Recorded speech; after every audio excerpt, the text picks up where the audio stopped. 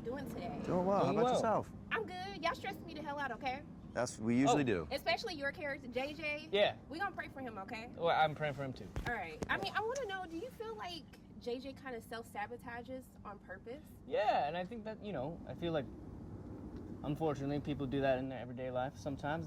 Their biggest critic might be themselves, and I think that is JJ. He's his biggest critic, even though he acts like he's not. But yeah, I think that's who JJ is. We see him turn around? Yeah. Because I have faith in JJ. Oh yeah, no, start of the season, he's on cloud 9. I got my fingers crossed. Yeah, no? Yeah. He's on okay, because I was ready to fight him in the first episode. Oh yeah. I mean, he's impulsive, and those decisions, someone's got to make those decisions, and that's his job. Mm-hmm. That's his job. JJ's the definition of committing to the bit. Yeah, that's a good point. I would agree with that. Yeah. See, you see how we found a pro out of all of that? Look, there's good in everything. There is good in it. And there's good in JJ. There's so much good in JJ. Yeah. But I like that you talk about having your harshest critic, because I think one of the most polarizing things for me in the season, I forgot because your characters have been on this treasure hunt. Yeah. It's like when you get back, it's still the battle between the Coops and the Pogues. Right. And so I want to know, because it made me think about how do you deal with people who constantly have this idea of you without getting to know you? And I think kind of with the fame that you all have, how do you process that? How have you learned to handle what the world might say about you without really knowing the real you? It's tough. Honestly, it is tough. It's not easy. There's never one thing that works. Sometimes it works, something will get to you, and then sometimes it'll just roll off your shoulder. And you're like, they don't know me. It depends. I think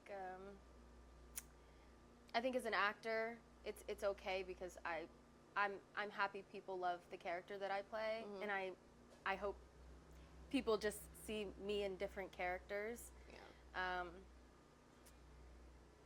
But yeah, I mean, sometimes something will hit you, and sometimes it doesn't. Yeah. Just taking things with a grain of salt. Yeah. Everything, love and hate. Yeah, for sure. Know thyself. Know thyself. No, for real. Yeah. And I think that having a really solid foundation, it's at the end of the day, this character we portray, or being famous is not even a real world, but you being a human being, and we're all human beings at the end of the day. So as long as you don't ever get on that pedestal of the love, you won't fall too hard when the hate comes. So it's even if you love me, I'm a human. If you don't love me, I'm a human. So it's we're all on one level. Good answer. Yeah. Agreed. I think you can't control other people, right? And I think the more you try, the more you get the negative side of that. But I think one thing that I've really noticed that has helped in engaging interactions is when somebody's like, hey, can I get a photo? Hi, can I get a photo? And they already have their phone out. I'll say, hey, how are you? What's your name? Because it's about the human interaction. I remember my grandparents telling me stories of going to see artists and concerts and whatnot, and it was just all through verbalization. It was storytelling. And I was so fascinated for my whole life, and I missed that. And so for me, it's about creating a human connection, not something to put on social media to get the likes and the dopamine kick. So yeah, that's one of the big things that I think has made a difference. Yeah, and definitely is nice to see okay, we have made an impact on a certain amount of people, which is always a nice reminder. But definitely the nicest thing you can do is just say, I love your work. Whenever I get that compliment, I'm like, oh, that's all. That made my day. So sure, that's all I can say about that. Well, I do love both of your work. Thank you. And but seriously, I do like the nuance that you see in the characters, because they kind of, they always have this thing that they're battling or something that they have to solve, but you still get to humanize them at the same time. And I think one of the things that I love most in watching the part 1 is just the moments where you get to go to the beach and just have fun, just get to exist. Yep. So I want to know for the both of you, when you're not filming, when you're not looking for the next job, what do you do to find peace? What does that look like for you? Great question. I got out of Dodge.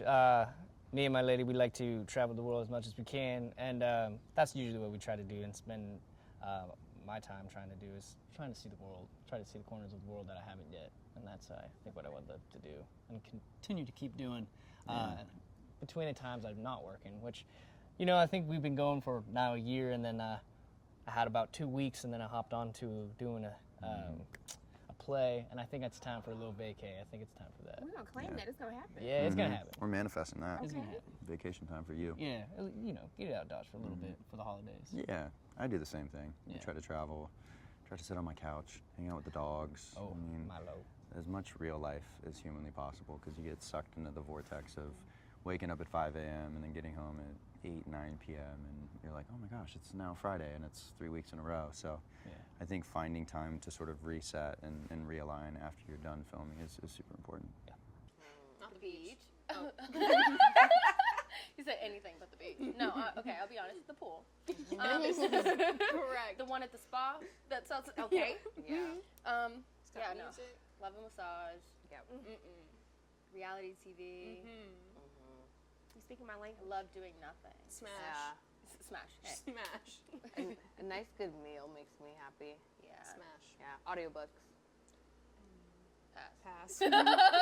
I can't. I just get distracted. Like get I that. need an activity of sorts. No, I can't just sit there, so I have to do something while I'm listening to it. Yes, you know those little things that you can like Pop it. Yes, Oh, yeah. I have to read scripts and like have one, so I'm like doing something. Otherwise, I get distracted. Yeah. I can't listen to audiobooks. I have to physically hold it. I won't pay Yes. attention. I'll go to sleep actually. Yes. Yeah. If I want to go to sleep, audiobook. Yes. That's have a smart. good nap. You got that. I mean, I do it, like, but I cannot just sit there and listen to it. Like, I'm Yes. always doing something, driving. Like, Yeah. it's multitask. Fair. Yeah. But I think also too, I like that it made me think about legacy. You know, watching this. You know, because you think of, you know, even with JB's father, you know, all these things that he did with him, and even now the legacy of the whole group, you know, being these treasure hunters.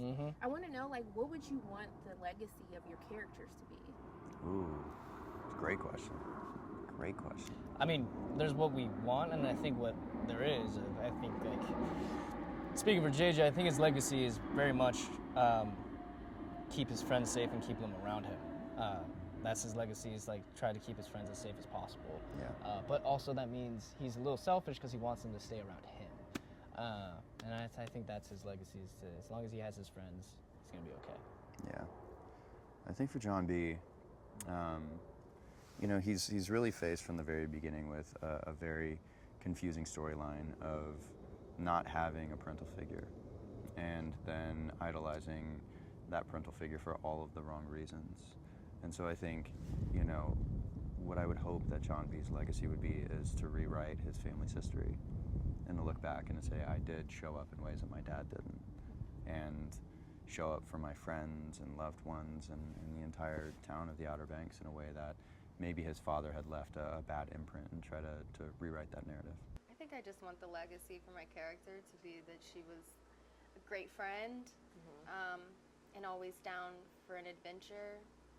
She's a character with a very strong sense of social justice. Yeah, I just hope she's remembered as the girl who always stood her ground and didn't take no shit. Okay. Period. Yeah. Of course, I want Cleo to be known as like a fighter and a badass who goes after what she wants, but also a great friend and someone who has a big heart for, you know, the people around her. Yeah. I think similarly,